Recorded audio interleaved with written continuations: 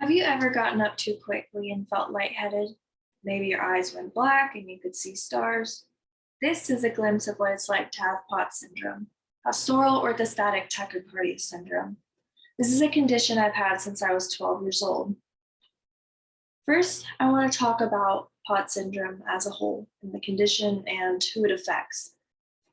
So, POTS syndrome mainly affects women ages from 15 to 50, according to the Cleveland Clinic, but it can affect men and younger and older ages. I have met some men who have had POTS syndrome, and the reason that POTS comes on can be random at times, but it's usually due to an injury, an illness, a recent growth spurt, and pregnancy and other medical conditions.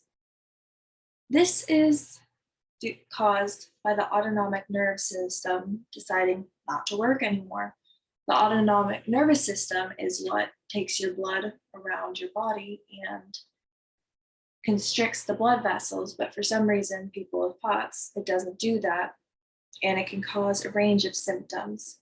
1 to 3 million people are affected by POTS, but I personally think it's more of people just who haven't been diagnosed officially yet, because POTS can be misdiagnosed a lot or can be considered anxiety. I've met a couple people who said that their first diagnosis was just general anxiety disorder and not POTS. And later on, they found out that they had POTS syndrome. Next, I want to talk about some of the symptoms of POTS. So the symptoms can range anywhere from mild to severe, depending on the person, because it's different for everybody.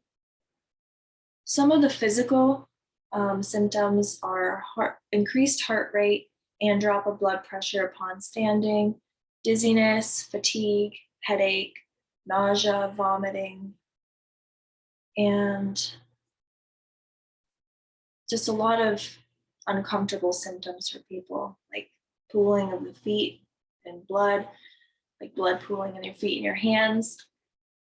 And a couple things that can help your symptoms are increase in water and salt.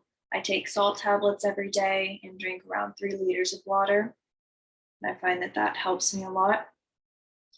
And physical therapy is another great thing. The Hopkins medicine says that it can help people with more severe conditions because sometimes going straight into exercise for people with POTS can not be good, even though exercise is necessary for strengthening the heart and muscle tone to help with pumping blood around.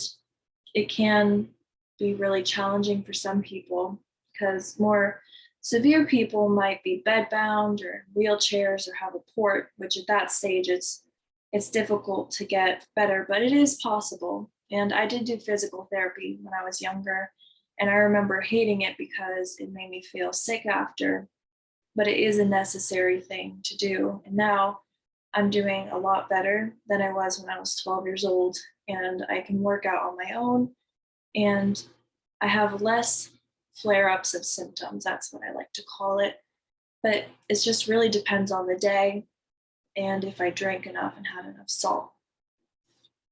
The last thing I want to talk about is the triggers for POTS syndrome.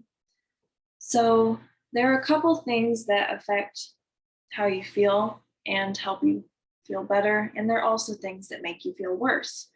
Some of those things include excessive heat and excessive activity or overexertion. Like you can be going on a walk and on a hot day, and then after I'd feel pretty sick if I did that. Lack of water and salt is another big one. I can usually feel if I didn't drink enough pretty soon in the day, and if I didn't have enough salt. So what I'll do is I'll take an extra salt tab on those days to help me retain water. Menstrual cycle is also another thing that can make symptoms worse for some reason. Not sure why. Your monthly period is also just something that doesn't make you feel super great. And along with POTS, it makes it worse for some reason. Cold and flu can also cause you to feel unwell because along with the cold and flu symptoms, your POTS symptoms get worse. That's not much fun. So I try to avoid getting the flu by getting the flu shot or just staying away from people that are sick. And the last thing that really gets to you if you have POTS syndrome is standing too long, because your blood starts to pool when you stand too long, and my hands will get red. And I find that it helps to lay down and put your feet up when you get to that point. But sometimes it can't be helped, and compression socks are another really useful tool. And I learned some of these facts from Alberta Health. In conclusion, POTS syndrome is a difficult condition with a range of symptoms and affects a range of people.